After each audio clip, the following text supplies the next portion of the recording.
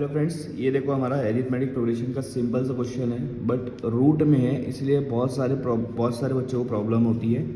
इन्होंने क्या पूछा है कि find the 10 term of sequence. इस सीक्वेंस का 10वां टर्म हमको निकालना है।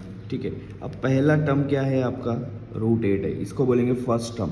तो फर्स्ट टर्म पे क्या नंबर है? √8 है। सेकंड टर्म पे क्या नंबर है? सॉरी, फर्स्ट टर्म पे क्या नंबर है? √2 है। सेकंड टर्म पे क्या नंबर है? √8 है। थर्ड टर्म पर क्या नंबर है? √18 है। तो ऐसे ही आगे जाकर टेंथ टर्म पर क्या नंबर आएगा वो हमको फाइंड आउट करना है।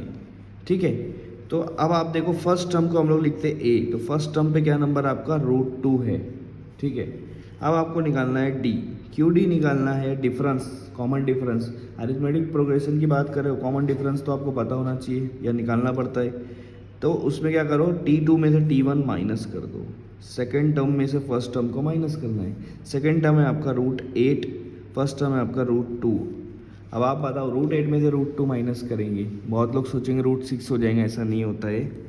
√8 को अब मैं ऐसा लिख सकता हूँ 4 2 ज़ा, रूट के अंदर यहाँ पर 8 है, वही रूट के अंदर मैंने 4 × 2 लिख दिया। सेम कंसेप्ट हुआ ना, 4 2 ज़ा 8 ही होता है।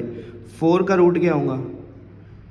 चलो मैं दोनों को अलग कर देता हूँ अगर आपको नहीं समझ रहा है। ये देखो, ये दोनों को सेपरेट रूट दे दिया मैंने। √4 क्या हो जाता? 2 हो जाता।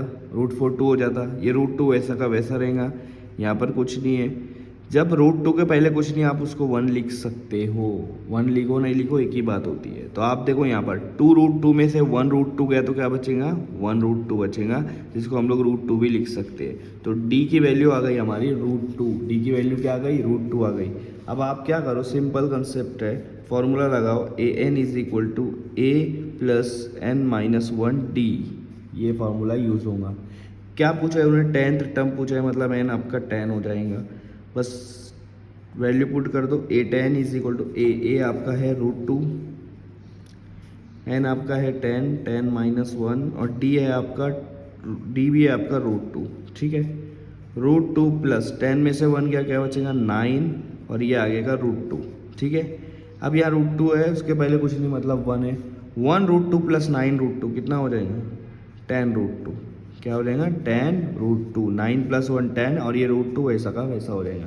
अगर आपको नहीं समझ रहा तो ये देखो, 1 एप्पल + 9 एप्पल कितना होता है? 10 एप्पल होता है। ठीक है, तो a का स्क्वायर नहीं करेंगे हम लोग। बहुत लोग क्या करते हैं, 1a + 9 है 10, a और a स्क्वायर कर देते हैं, ऐसा नहीं होता है। ठीक है, वो मल्टीप्लाई में होता है। उसी तरह से √2 वैसा का वैसा रहेगा, 9 + 1 10 हो जाएगा। जहाँ जैसे यहाँ पर a वैसा का वैसा रहा, 9 + 1 10 हो गया, वैसे ही यहाँ पर। तो a10 आपका 10th टर्म आ जाएगा, 10 √2। ये आपका फाइनल आंसर है।